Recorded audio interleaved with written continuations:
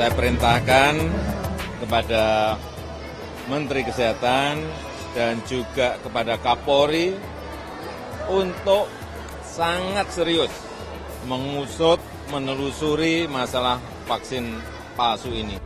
Ini sebuah kejahatan luar biasa.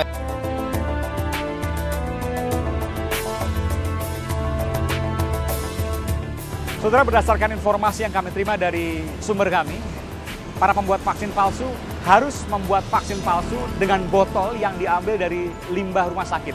Dan rumah sakit itu adalah rumah sakit yang berada di sebelah saya ini. Saya akan coba masuk ke rumah sakit ini untuk mengetahui lebih dalam terkait dengan pengolahan limbah mereka sehingga botolnya bisa digunakan orang jahat untuk membuat vaksin palsu.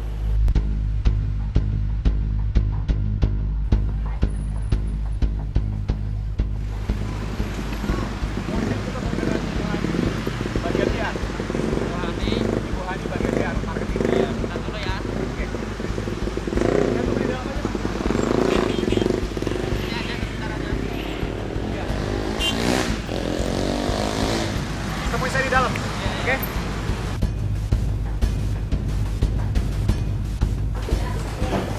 Ibu Hani, Aiman, Kompas TV, Ibu. Pak, mohon maaf. Iya. Boleh di stop dulu? Kenapa, Ibu? Iya, maksudnya untuk apa ya? Kita menganut prinsip keterbukaan di dalam demokrasi ini, saya pikir nggak ada masalah kalau nggak ada yang dirahasiakan, kan? Sekali transaksi dia bisa 200-300 juta. Dalam seminggu bisa berapa kali transaksi? Mungkin 4-6 kali transaksi. Seminggu 4-6 kali transaksi. Tapi kemudian mengapa yang ditemukan banyak di daerah Jakarta Timur? Ada yang menarik sebenarnya. Permisi. Mau masuk sebentar bisa? Masuk sebentar bisa. Permisi.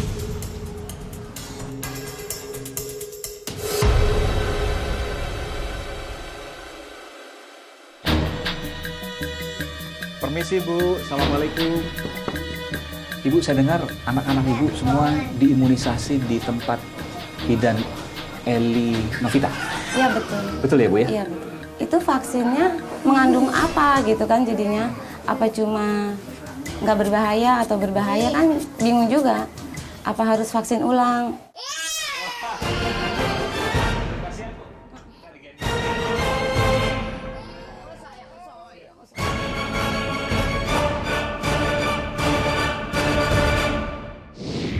Sebelumnya ada 28 rumah sakit dan klinik di 8 provinsi.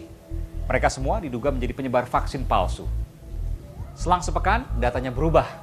Kini ada 40 rumah sakit dan klinik di 9 provinsi. Bukan tak mungkin data ini akan terus bertambah. Sementara di luar sana, sejak 2003, bisa jadi ada ribuan anak yang menjadi korbannya. Mereka tak terlindungi karena mendapatkan imunisasi dari zat yang tidak seharusnya. Di mana saja daerah yang harusnya dicurigai mendapatkan vaksin palsu. Bagaimana vaksin ini menyebar? Dan masih banyakkah vaksin palsu yang beredar? Banyak misteri yang belum diungkap. Masyarakat punya hak untuk tahu dan pemerintah punya kewajiban untuk memberitahu. Sebab ini bicara ketahanan generasi selanjutnya. Saudara saya Aiman Wicaksono. Ikuti saya, eksklusif menelusuri vaksin palsu. Indonesia gelisah. Vaksin palsu datanya semakin meluas. Terus jadi perhatian publik. Fakta mengejutkan berawal dari tertangkapnya pasangan suami istri Hidayat Taufikur Rahman dan Rita Agustina di rumahnya di kawasan mewah Kemang Pratama Regency, Bekasi, Jawa Barat. Hidup bergelimang harta, setidaknya 300 juta mereka kantongi untuk satu kali transaksi. Dalam sepekan, mereka mampu bertransaksi 4 hingga 6 kali. Kejahatan ini diakuinya telah 13 tahun mereka jalani. Kita ngomong dalam kemasan ya, ini biasanya kan agak keruh kalau yang asli. Pasti yang palsu bening.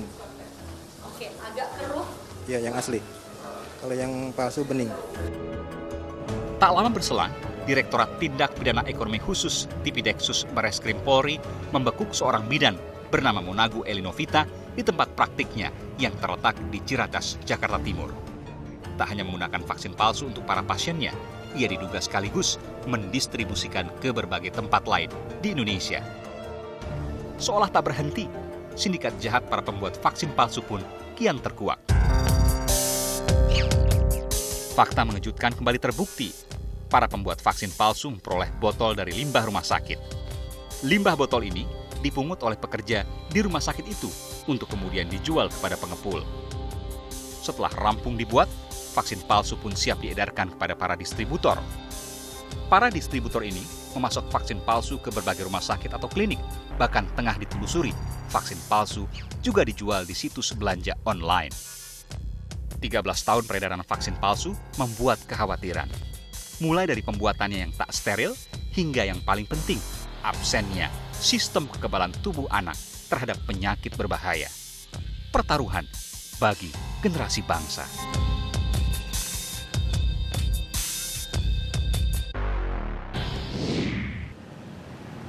Saudara, berdasarkan informasi yang kami terima dari sumber kami, para pembuat vaksin palsu harus membuat vaksin palsu dengan botol yang diambil dari limbah rumah sakit. Dan rumah sakit itu adalah rumah sakit yang berada di sebelah saya ini.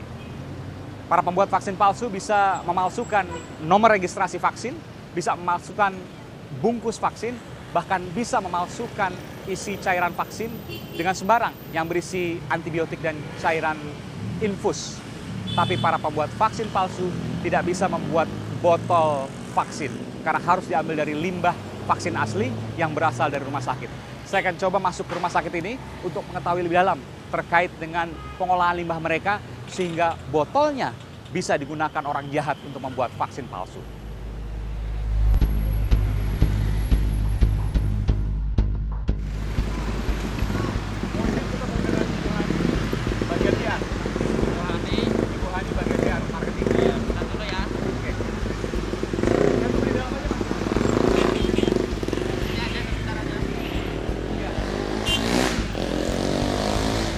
Temui saya di dalam, oke? Yes. Di atas tempat yang kita. Oke, saya tunggu di mana di sini? Oh, udah di sini. Permisi, Bu. Iya, Pak. Saya mau ketemu dengan Ibu Hari dari bagian humas ya. Ya, nah, silakan Ada dulu ya? ya. Coba kita hubungi Mbak ya. Oke, baik. Terima kasih. Iya. Kita sudah berikan surat Ya. dari 2 hari lalu Ya. dan kita juga sudah komunikasi untuk berbicara dengan Ibu Hari. Ada beberapa hal yang ingin kita tanyakan dari rumah sakit ini. Lagi ramai ya rumah sakit ini terkait vaksin palsu. Rame apa yang rame beritanya? Ramai beritanya, ramai didatangi rumah sakit ini. Beritanya mungkin di mana-mana rumah sakit semua lagi rame kali ya. Gitu. Cuman kalau ini memang rame pasien, Pak. Kami pasien, tapi didatangin oleh dinas kesehatan di sini. Sudah terkait vaksin palsu. Ada yang diperiksa juga? Kalau diperiksa untuk pemeriksaan ini kali ya stok ya. Kita di itu asli. Kita kan rumah sakit pembelian rumah sakit dari Impregna itu dari distributor resmi secara resmi. Bahwa ada pengolahan limbah yang kurang baik sehingga botol vaksin itu bisa digunakan para orang jahat untuk membuat vaksin palsu. Apakah juga diperiksa juga dengan share? Oh, yang mas saya itu kan saya juga kurang tahu masih ada sampai ya.